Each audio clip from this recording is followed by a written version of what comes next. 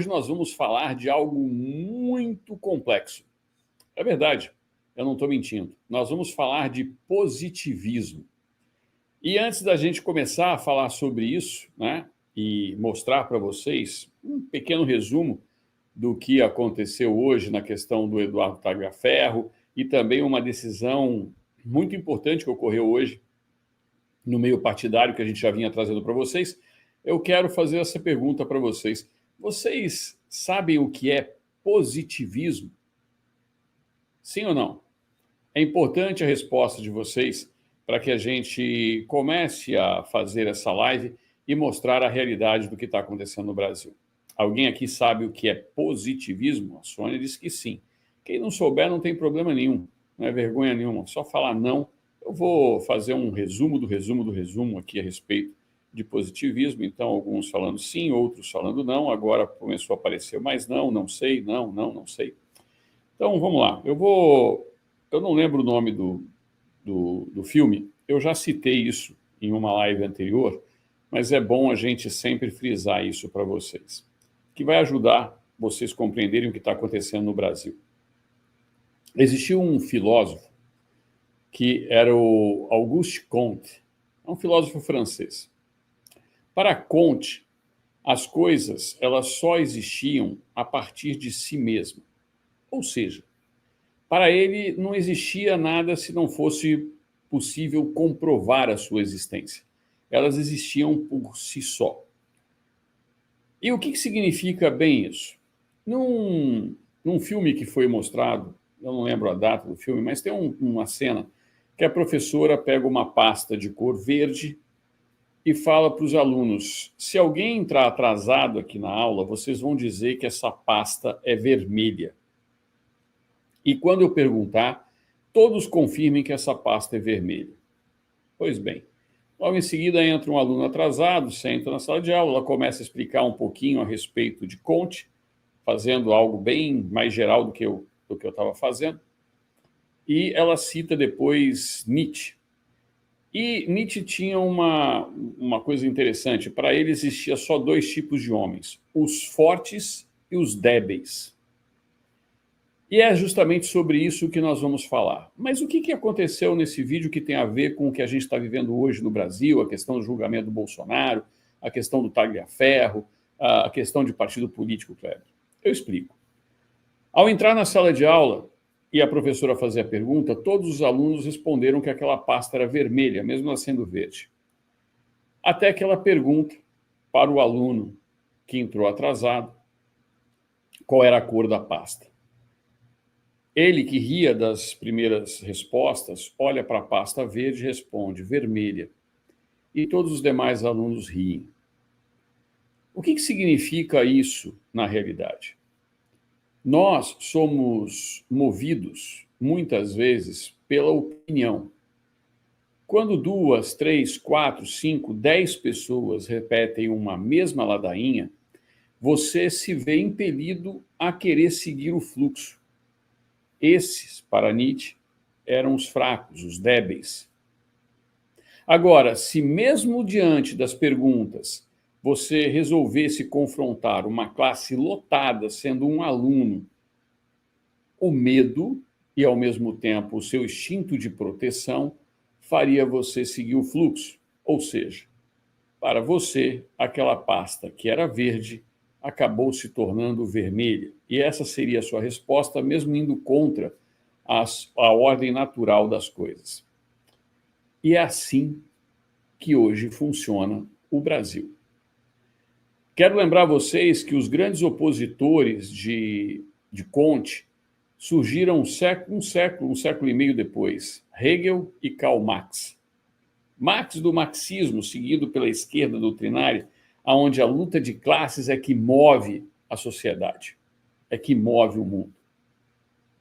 E essas pessoas continuam repetindo isso como um mantra até a data de hoje. E o que isso tem a ver? Eu não vou mostrar muitas coisas aqui para vocês, mas eu quero mostrar uma que começa a dar um sinal de diferença. Querem ver só? Deixa eu compartilhar uma tela aqui com vocês, que eu já deixei separada.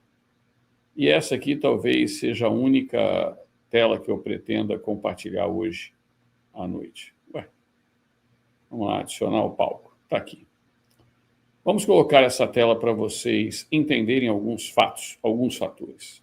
Prestem atenção. Isso daqui é o Antônio Rueda. Já foi meu chefe. Brincadeira, porque quem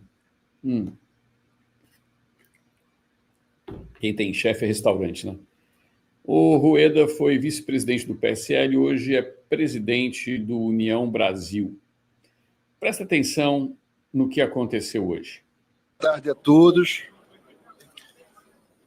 Como esperado e combinado, primeiro pronunciamento oficial dessa federação. Eu tenho o orgulho de estar aqui ao lado do meu co-presidente, Ciro Nogueira, dos nossos líderes de bancada, Luizinho, Pedro Lucas, a nossa amiga Tereza Cristina. Comunicado de federação União Progressista, em federal. Em caso de descumprimento desta determinação, se dirigentes dessa federação em seus estados, haverá o afastamento em ato contínuo. Se a permanência persistir, serão adotadas punições disciplinares previstas no Estatuto. Esta decisão representa um gesto de clareza e de coerência. É isso que o povo brasileiro e eleitores exigem dos seus representantes. Brasília, 2 de setembro de 2025. Muito bem,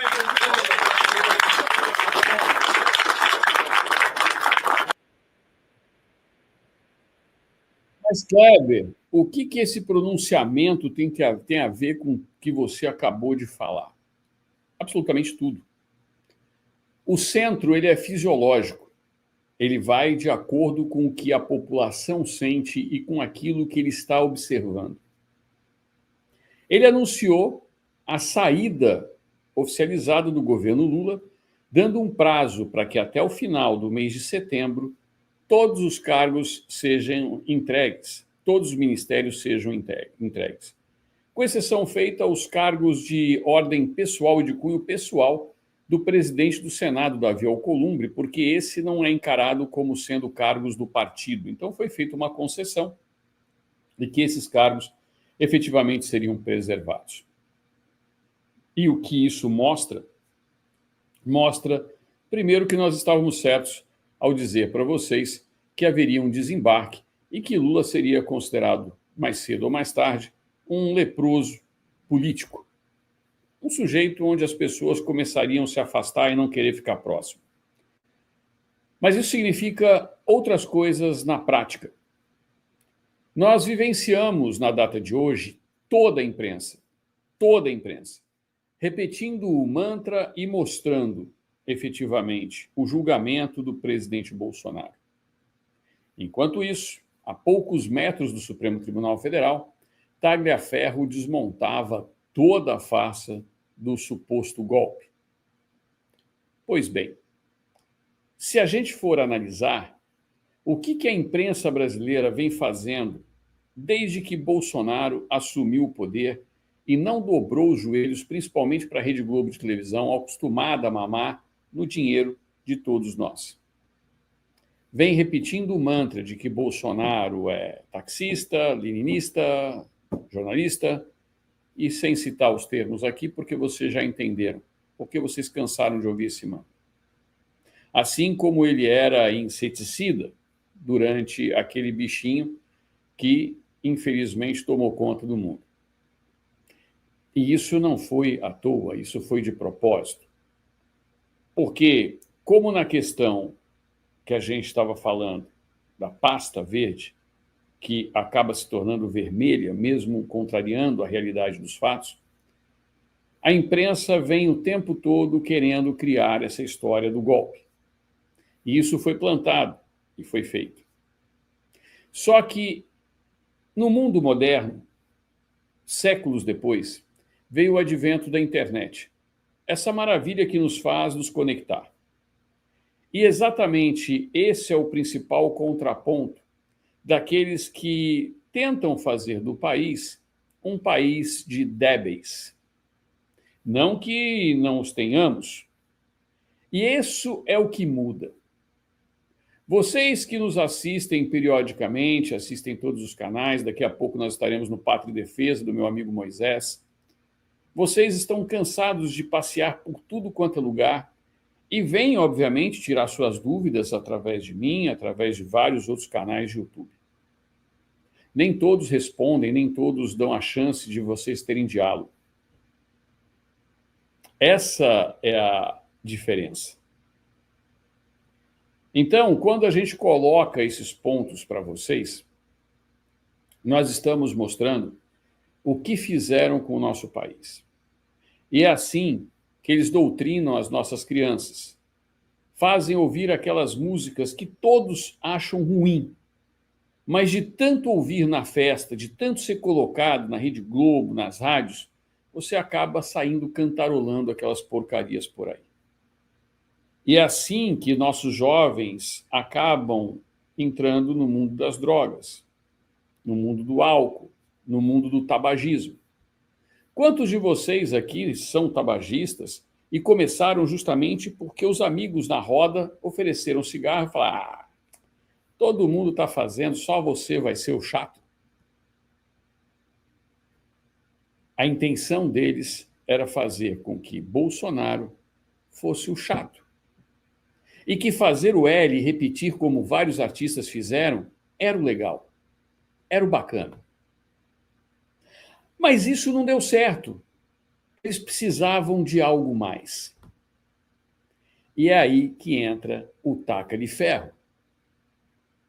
Antes da gente partir para esse lado aqui da live, eu quero dizer que todos vocês, ao final da live, serão redirecionados. Eu já preparei essa live, então todos vocês que estão aqui serão automaticamente redirecionados para a live do Código 22 lá com o meu amigo Moisés.